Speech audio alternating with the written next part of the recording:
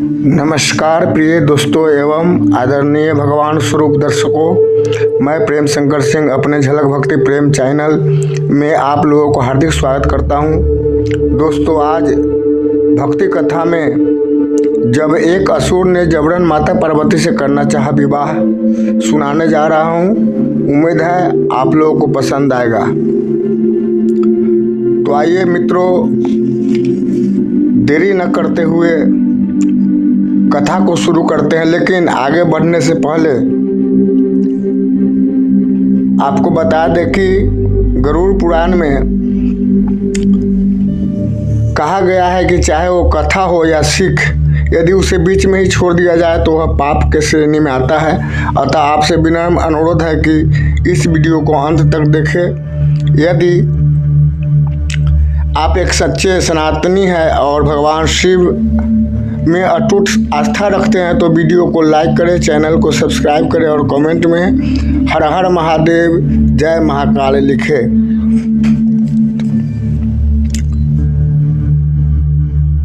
जब एक असुर ने जबरन माता पार्वती से करना चाहा विवाह, वो क्षण कल्पना से परे था। वो समय जब ब्रह्मांड के संतुलन को एक असुर की वासना ने डगमगाने की कोशिश की थी। जब एक देवता की पत्नी को, एक योगिनी को, एक तपस्विनी को जबरन विवाह के लिए मजबूर किया गया था। क्या आपने कभी सोचा है कि जब स्वयं शिव की अर्धांगिनी माँ पार्वती को एक असुर ने जबरन अपनी पत्नी बनाने की ठान ली थी तो फिर क्या हुआ? यह कोई कल्पना नहीं, यह पुराणों से ली गई एक रहस्यमय सत्य कथा है, जहाँ शक्ति के चुनौती देने का साहस किया गया और परिणाम प्रलय। सती से पार्वती तक। माँ पार्वती कोई साधारण स्त्री नहीं थी, वो वही थी जिन्होंने पूर्व जन्म में सती के रूप में जन्म लिया था। सती जिनका विवाह महादेव से हुआ था, लेकिन जब उनके पिता दक्ष ने शिव का अपमान किया तो उन्होंने क्रुद्ध होकर यज्ञ कुंड में अपने प्राण त्याग दिए। वो अग्नि केवल उनके शरीर को नहीं थी, वो संसार के संतुलन की चिंगारी थी। शिव क्रोधित हुए, तांडव किया और संहार आरंभ हो गया। लेकिन सती की आत्मा अमर थी, फिर उसे जन्म लेना था ताकि वह फिर से शिव से मिल सके। पार्वती का जन्म और तपस्या। सती ने हिमवान राजा के घर पार्वती के रूप में जन्म लिया। वह जन्म से ही ध्यान और तप की मूर्ति थी। छोटी उम्र से ही उन्हें एक ही लक्ष्य था, शिव को फिर से प्राप्त करना। माँ मेनका और पिता हिमवान ने उन्हें बार बार रोका, कहा शिव योगी है, वे तुम्हारे योग्य नहीं। पर पार्वती तो सती की आत्मा थी। उन्होंने पर्वतों की गुफा में जाकर कठोर तप आरंभ किया। वर्षों तक केवल वायु पीकर जीवन बिताया। घंटों एक ही स्थिति में बैठी रहती, आंखें मूंदे जप करती ओम नमः शिवाय। असुर तारकासुर का भय। उधर असुरों की दुनिया में एक नया भय पैदा हो गया था, तारकासुर। तारकासुर ने ब्रह्मा जी से ऐसा वरदान मांग लिया था, हे ब्रह्मा, मुझे केवल शिव का पुत्र ही मार सके। अब समस्या यह थी कि शिव तो सती की मृत्यु के बाद ध्यान में लीन थे, उन्हें संसार से कोई मोह नहीं था। तारकासुर ने सोचा, अगर शिव विवाह ही न करे तो उनका पुत्र होगा ही नहीं और मैं अमर हो जाऊंगा। लेकिन जब उसे पता चला कि पार्वती जी शिव के लिए तप कर रही है तो उसने एक भयानक योजना बनाई। तारकासुर ने अपने गणों को बुलाया और कहा, मैं स्वयं पार्वती से विवाह करूंगा। अगर मैं उनसे विवाह कर लूं तो शिव कभी उनसे नहीं मिल पाएंगे।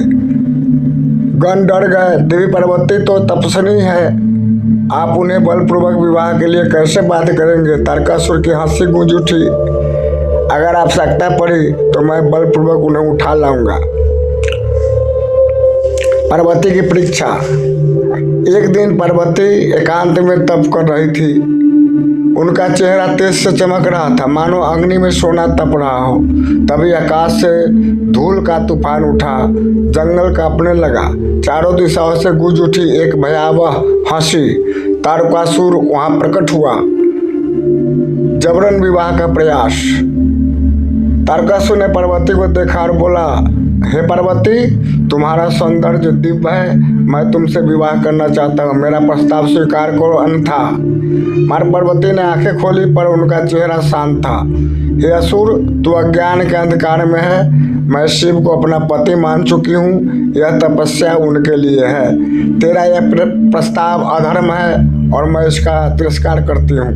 तारकासुर चिल्लाया, तो तुझे अस्वीकार करती है, मैं तुझे बलपूर्वक ले जाऊंगा। चंडी रूप का प्रकट होना। चंडी की जैसे ही तारकासुर ने माता की ओर हाथ बढ़ाया, धरती कांप उठी, गगन चिरती बिजली गिरी और पार्वती के शरीर से एक तेज प्रकाश फूट पड़ा। वो प्रकाश था शक्ति का जागरण। उस प्रकाश से प्रकट हुई माँ चंडी, 10 भुजाएं, हर हाथ में अस्त्र शस्त्र, रक्त नेत्र और सिंह पर सवार।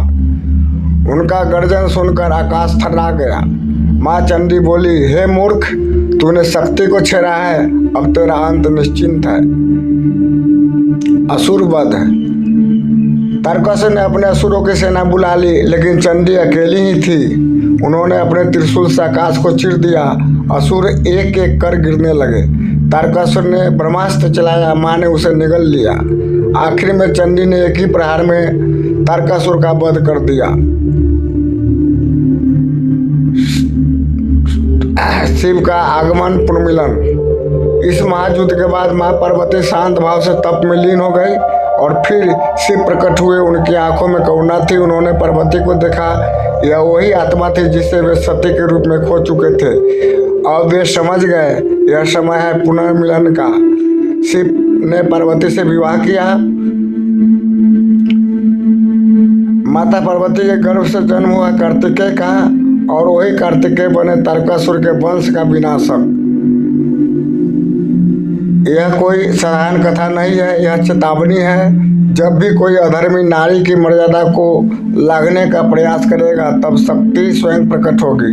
माँ पार्वती केवल ममता नहीं, वे महाकाली भी है, और जब शक्ति जागती है तो वह प्रलय भी घुटनों पर आ जाता है। क्या आपने अपनी आत्मा की शक्ति को कभी महसूस किया है? क्या आप भी उस चंडी को पहचानते हैं जो हर स्त्री के भीतर निहित है? जय माता जी। Thank you.